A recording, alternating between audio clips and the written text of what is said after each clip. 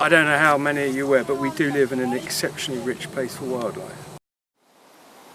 This is part of the upper Hart River Valley, and so it's wrong to look at this site in isolation because it's part of a really important corridor floodplain with wet grassland, woodlands, farmland, and the wildlife that use this corridor, depend on the whole package. So it's important, as I say, not to look at it in isolation.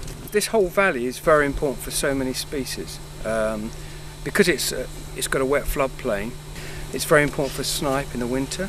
It's also got a very large population of woodcock, but it's got very rare things like lesser-spotted woodpecker, marsh tit. In recent years, it's had a very good population of little egret, which are a very exotic heron that's all white. You might have seen it.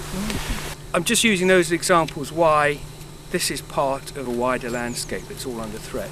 The two angles I'm looking from is biodiversity and particularly birds, but also the landscape character.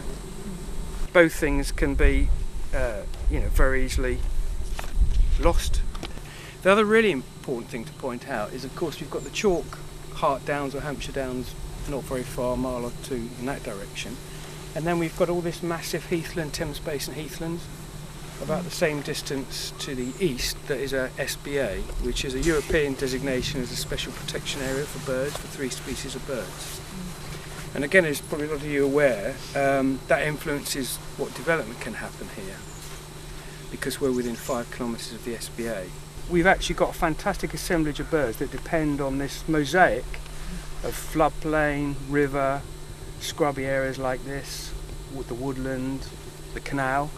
This is one of the most diverse areas in southern England, actually. And as I say, one of the reasons this valley is particularly diverse is the River Hart drains off the chalk, so the water is very chalky. But then in Zeffon Common, which is just on the other side of the canal here, the watercourses drain off the heathland, so that brings all the acid water. So unusually in this country, you've actually got heathy species growing alongside species that like the chalky. What I'm trying to do is just give you a bit of an idea that actually we live in a really exceptional area and it's massively vulnerable, and the last thing we should be doing is looking at this site in isolation. It's part of an ecosystem. The final point why it's so rich is because we've got, north of Crookham Village, we've got mixed farming with hedgerows, so we've got arable. Where Edenbrook Country Park is a fantastic broad area of wet grassland. And then up here we've got much more enclosed, small-scale landscape with hedgerows. So bodies have got together to identify those species that are indicators of environmental quality. And you've got an incredible concentration here because you've got all the habitat requirements.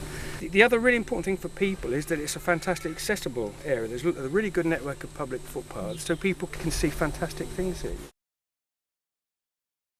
Myself and FACEIT in general, we're not against development, we're not necessarily just no development at all. It's about actually developing in sensible places. So in fact that'll be the largest chunk of houses.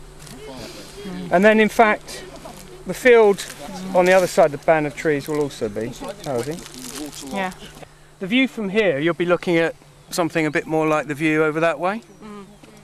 Yeah. Okay. Obviously a development that starts breaking into this floodplain. For example, this part of the housing is basically touching the River Hart. That's indicative of waterlogged ground. And so in order to develop there's going to be this whole network of this SUD scheme that will take more water into the Hart, which will increase the capacity of the river, and there's going to be more, there's more runoff.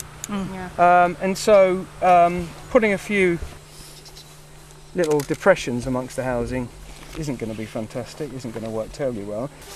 Who's got the koala hat? Demonstrate what's happening to the river here, because most of our lowland rivers have been deepened and dredged and widened for drainage purposes, and that's what's happened here. But this is used a lot by kingfisher and, as I say, little egret and common heron.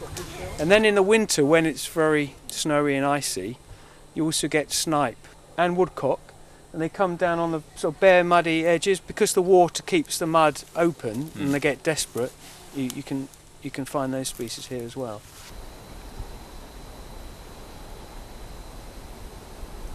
This is such a naturalistic view because you've got ancient woodlands on both sides, you can actually see where the valley was, the Yes. River Hart Valley. You've got that low spot in the middle.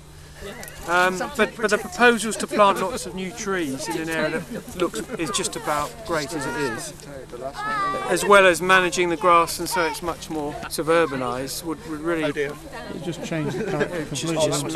it's actually on your doorstep. Forget about David Attenborough, forget about far-flung places. This is ecological, environmental, massive destruction. Can I borrow your camera? Shall I use it?